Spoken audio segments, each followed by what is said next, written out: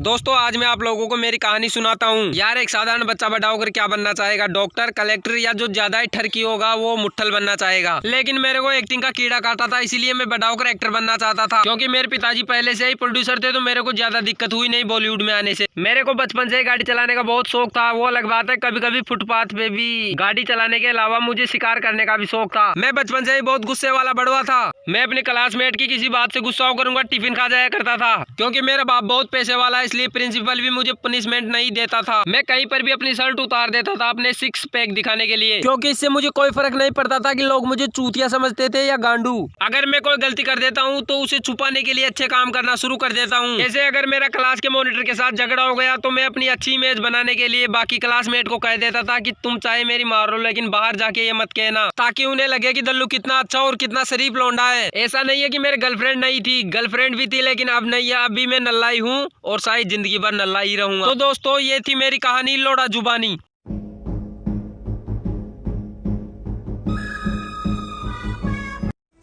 कहते हैं ना हर पिक्चर में कोई एक होता है। तुझे देखकर मुझे ऐसा ही लगा। कौन हीरो? नहीं, विलन।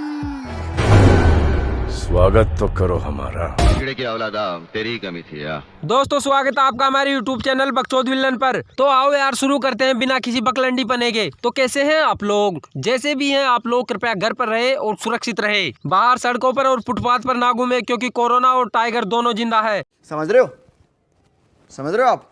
समझ रहे हो? दोस्तों आज हम बात करेंगे दल्लू भाई के बारे में। विशेष सूचना, अगर कोई भी दल्लू भाई का लंड भक्त आई मीन अंध भक्त भटकते भटकते हमारी वीडियो तक आ गया हो तो वो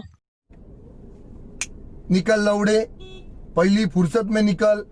कोई जरूरत नहीं हिंदुस्तान को तेरी, पहली फुर्सत में भोसड़ी के निकल। हर एक आम आदमी की हॉबी होती है क्रिकेट खेलना, फुटबॉल खेलना और कोई ज्यादा ठरकी हो तो गांड मरवाना। लेकिन इस भाई साहब को शिकार करने का शौक है। सन 1998 में फिल्म हम साथ साथ है की शूटिंग के दौरान ये हमारे राजस्थान में जोधपुर आया था। चूंकि भाईजान को शिकार करने का शौक है तो इन्होंने 3 काले हिरन को इस चीज के ऊपर नहीं बोलने का, बिल्कुल देखिए यार, इस चीज के ऊपर नहीं बोलने का। इन भाई साहब के शौक काले हिरन पर खत्म नहीं हुए, इनको गाड़ी चलाने का बहुत शौक था। और एक दिन भाई साहब ने 35 वाला देसी ठर्रा चढ़ा के गाड़ी फुटपाथ पर चढ़ा दी। अब यार सभी के पापा प्रोड्यूसर तो नहीं है जिनके पास पहले से ही पैसे होंगे। अब कुछ गरीब भी हैं जो फुटपाथ पर सो रहे थे और इनकी गाड़ी से एक की मौत भी हो गई। लेकिन आश्चर्य की बात तो यह है कि इन भाई साहब को अभी तक जेल नहीं हुई। अब यार इनके पास पैसा और पैसे से क्या कुछ नहीं होता आजकल। हम मालूम है तेरे बाप को मत सिखा, चल।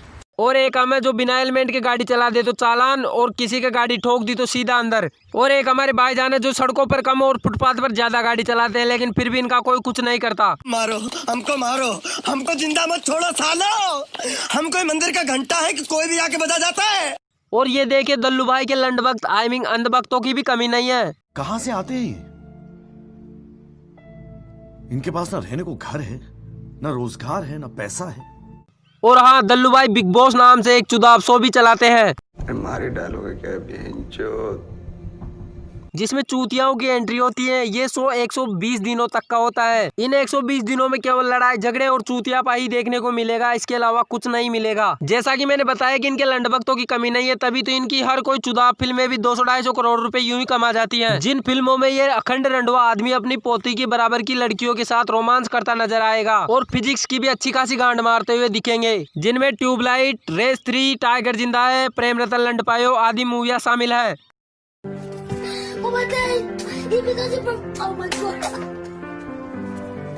और ये अपने चूतिया फैंस का ऐसे चूतिया काटते हैं। अरे वाह भाई, सलाम अलैकुम।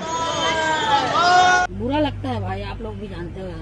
अरे हाँ मैं तो बताना ही भूल गया, इन्हें गुस्सा बड़ा जल्दी आ जाता है और गुस्सा आते ही इन्हें भूख लगती है। जब एक आम इंसान को भूख लगती है तो वो खाना खाता है, और कुछ चूतिया हैं जिनको भूख लगने पर वो गालियां खाते हैं। और हमारे दल्लू भाई का तो स्वेग ही अलग है।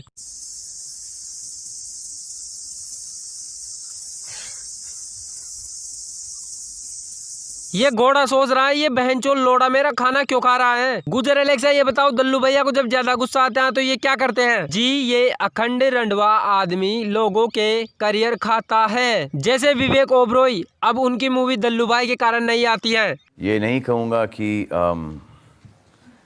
मैं कभी जाके, नाम क्या उनका, विवेक ओबरॉय। उनसे हाथ मिलाऊंगा या उनसे कभी बात करूंगा, मैं दूरी, वो अगर वो करना भी चाहे तो मैं दूरी हट जाऊंगा। विवेक ओबरॉय ने माफी भी मांगी, लेकिन दल्लूभाई का ईगो उन्हें माफ नहीं कर पाया। फिर इन्होंने अभिषेक बच्चन के करियर को खाने की सोची, लेकिन अफसोस की बात यह थी कि अभिषेक बच्चन के पास कोई करियर ही नहीं था। वो अलग बात है कि अब भी नहीं है। फिर इस अखंड रनवे आदमी ने अरिजीत सिंह के करियर को खाने की कोशिश की, लेकिन अरिजीत सिंह का टैलेंट इस रनवे की औकात और पैसों से बड़ा था, इसीलिए ये उसमें भी असफल रहे। अच्छा 15 साल से हमारी माँ चोद रहे, अभी फिर माँ चोदने आए हो तुम? अब इनके कई लंडभक्त बोलेंगे कि सलमान खान अपनी अर्निंग का 90% हिस्सा चैरिटी में दान करते हैं। हाँ भाई करते हैं, वो बिल्कुल करते हैं 90% दान में, एग्री करता हूँ इस बात से। हाँ तो सुनो लंडभक्त, तो इसका मतलब ये नहीं कि आप चैरिटी में दान कर रहे हो तो रोड की बजाय फुटपाथ पर गाड़ी चलाओगे, काले हिरन को ठोक दोगे। बंद करो ये सब नाटक, कुछ लाइफ में अच्छा करो। अरे ऊपर वाले को जवाब देना है, शर्म करो दल्लो, शर्म। तो बस भाई लोग आज की रंडवापंथी यही खत्म करते हैं। यार मैं भी जा रहा हूँ चैरिटी में हिस्सा दान करके दल्लू भाई के पास स्पेशल ट्रेनिंग लेने। बहन के लौड़ो माँ चोद देंगे, मादर चोद।